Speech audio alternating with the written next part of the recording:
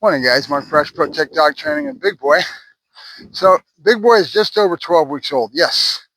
And what I'm sensing and working with him is like walking through a door and getting to a whole nother scene, coming through an area and just you hit a whole nother plateau, all right?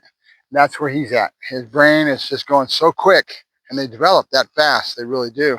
So, we're at now the 12-week stage, and that little brain is maturing into that next world of seeing everything around him. People, places, things will start to happen real quick. A lot of greeting him into people, letting him get petted, making sure that he doesn't have a fear being in his head with anything that we can possibly put him through. Very slow, methodical type work. This is where I start to get very familiar with and very adept at what I do. Nope.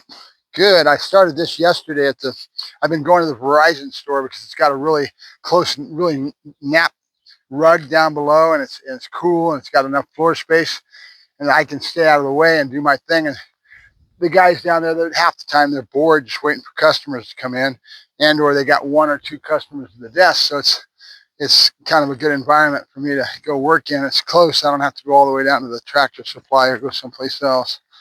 So it's a good start.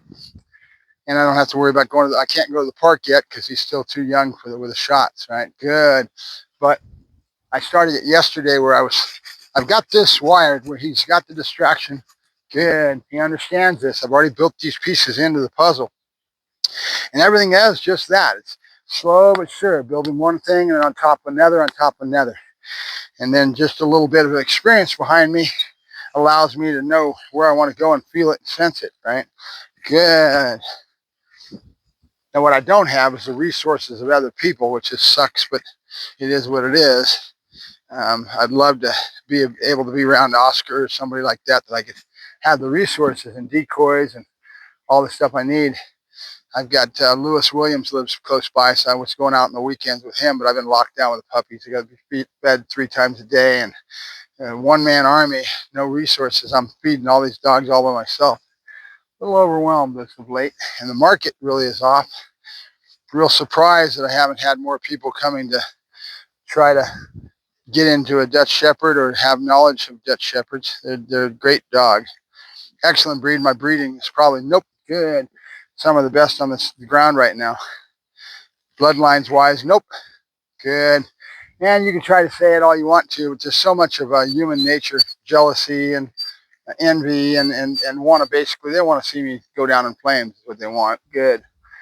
So if they can, and it's all psychological. They don't even think in the front of their brain. They're not even thinking negative thoughts. It's just human nature being what it is.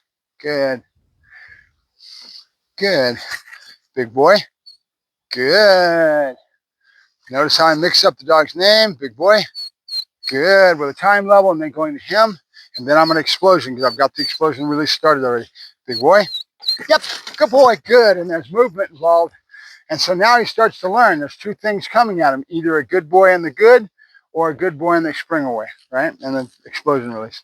So I'll keep building on that. I've got these little pieces started, and now I've just got to flow with them and get them where I want them, and it's all about where the dog's brain's at. It's where what I want him to learn. And the biggest thing I want him to learn is wait and pay attention, watch, listen, pay attention to what's going on.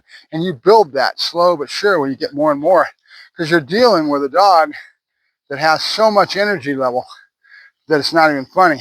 And you have to do impulse control and all kinds of things that we'll have to work into the puzzle to give him the tools in his cranium to handle all this energy and his mental states of mind. Good. And this is the key.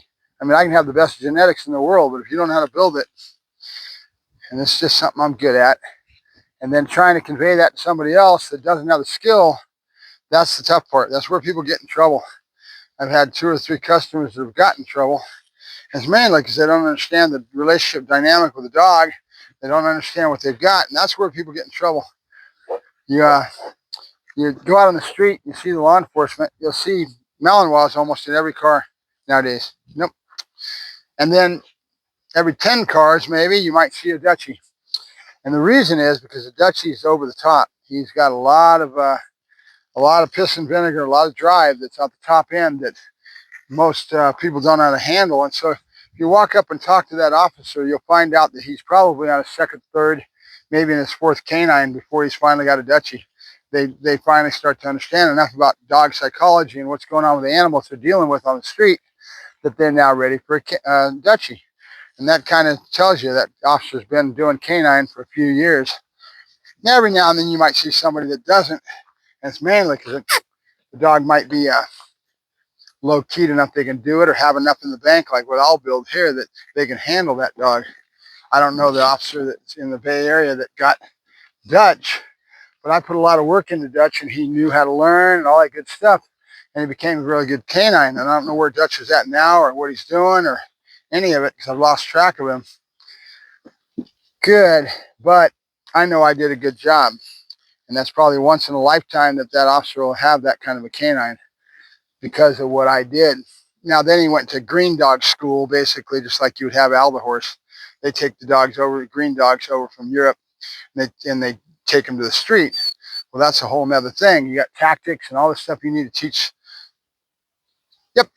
And then they go in with their canine units, where they have people that are more advanced in working with the canine. They usually have a lot of guidance, and they have their own seminar sets and all that.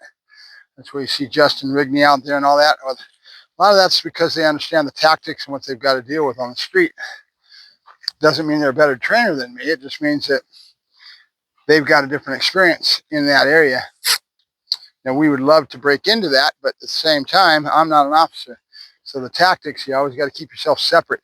And there's some officers, I guess, some people that I guess are getting into their world that don't belong there. And every now and then you'll hear comments coming from their side of the angst and stuff coming from people that try to sell themselves as police dog canine, I wouldn't say experts, but get into that field.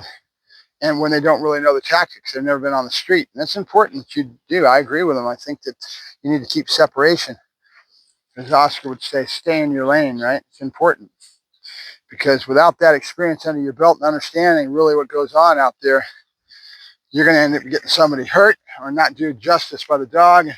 You want to have the highest caliber, yes, that you can, yes, in that aspect of tactics and going home safe, right? And that's how you deploy the dog, how you handle the canine. So much is involved with that.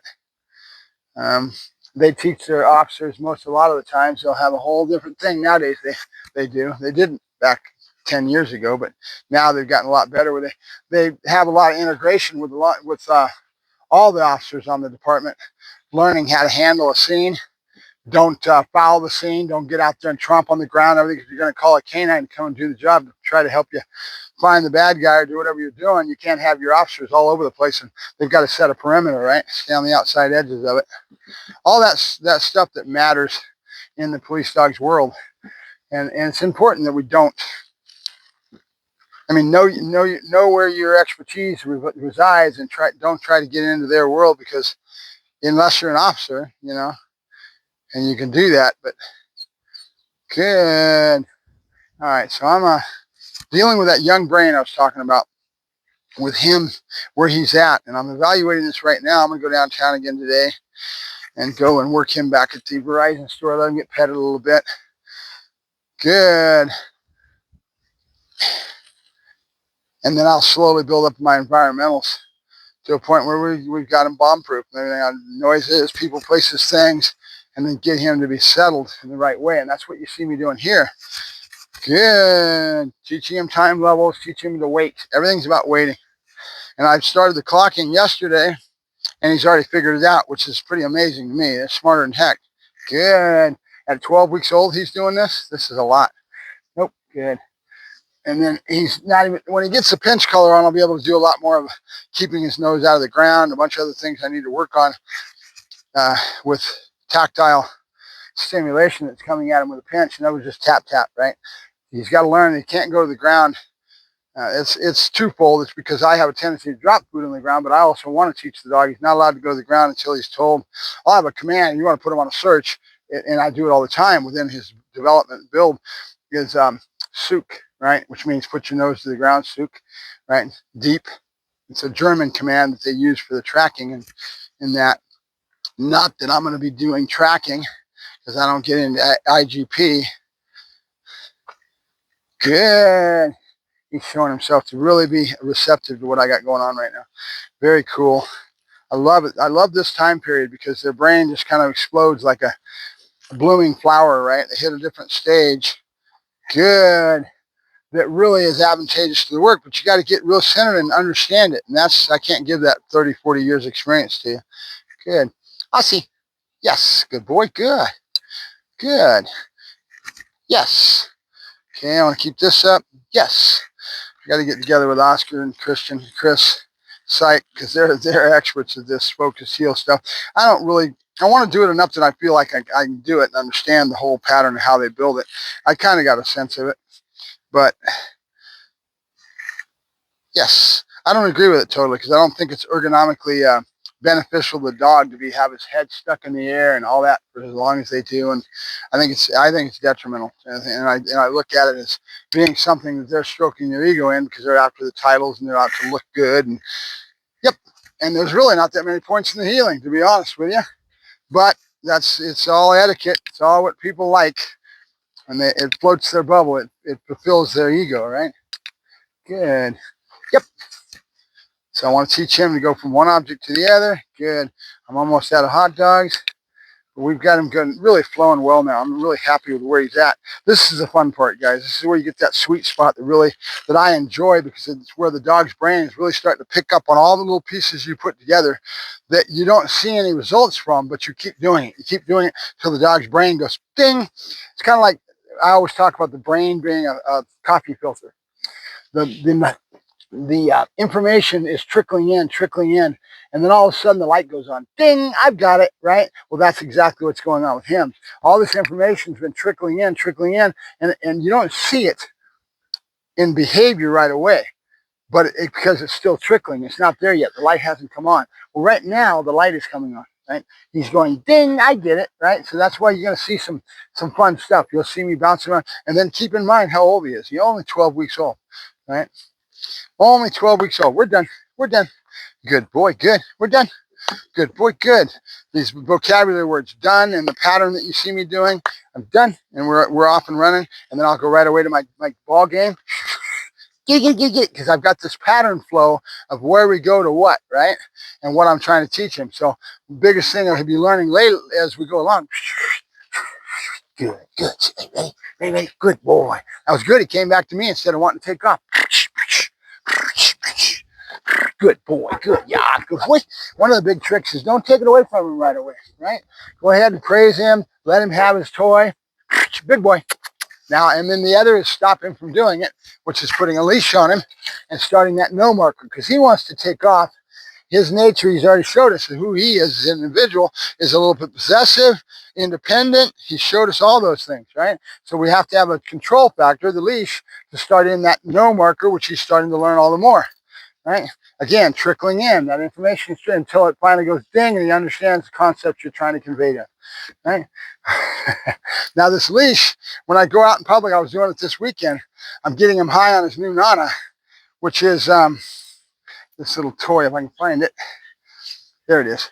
I've got a little toy. That's a perfect little baton for him to little shit. No. Good boy, good, yeah, good boy, good, yeah, good boy, good. And I've got a little correction in there. I'm kind of tapping it out of his mouth, and then I'll redirect him to this, and I'll let him start carrying this little baton, perfect little tug toy to stick in his mouth and let him carry. And I'll put that in his mouth when we're out in public instead of letting him go crazy on the leash like you saw him doing. Good. All right, out. And I started that, which is food, and I say out, right? So I've got a lot of little kernels, things that I'm putting together into the picture with him. And we'll slowly build it. Yeah, good boy, good. You did that. We're done. We're going to get something to eat. You hungry? Hey, you hungry? Huh? Are you? Are you hungry? Little shit. Little shit. Good boy. All right, come here. Yeah, I see you. I see you. Let's come here and visit with Dad. Come here and visit with Dad. Okay, good. And then I've got a command I've been teaching. Let's see if he does it. Off. Off. Good, off, good. Where I'm pinching the paws, right when I say off, when he's on me on the couch. And so that'll be transferred into the whole thing to stay off the couch, right? So, good boy, good. You little shit, you're rolling all over the sand. I got to take a brush and brush you off. Yes. All right, come here. Good boy. Good. There you go. You're allowed to get up when I ask you to. But when I say off. Good. There you go. Good boy. And that was done with nothing more than just pinching the paws and timing. And then he learns that there's a rule, right? And then it's establishing rules that you set in with your patterns and routine that are consistent. You can't be sometimes this and sometimes that. Nope. Okay, so I go back to my toy. Get my toy out of my bag if I can find it. There it is. And then I'm going to correct him. Good, good. Oh, good boy, good. There's a little, oops, that was a little much. I didn't want to do that. There's a little ring right here at the end of it that I ended up tapping him on the roof with. Good boy. All right, let's go back. We can go in the house. Come on. You ready? You hungry? Are you hungry? Huh? Good boy. Good. All right, come on. Yeah. Good. There you go. And teach him to carry that. Good boy. He's a little bit over the top right now, but that's all right. We'll get him to calm down. Talk to you later. Mark Ferrasci, Tech Dog Training. And Big Boy, you're doing good, buddy. I'm happy. We're going to go to Verizon today one more day and work you inside. Hey, here. Good. There you go. Nope. Hey, I want his head in a different place. I don't want him being rambunctious. He's got to be calm. Good boy. All right, come on. Let's go. Good boy. Talk to you later.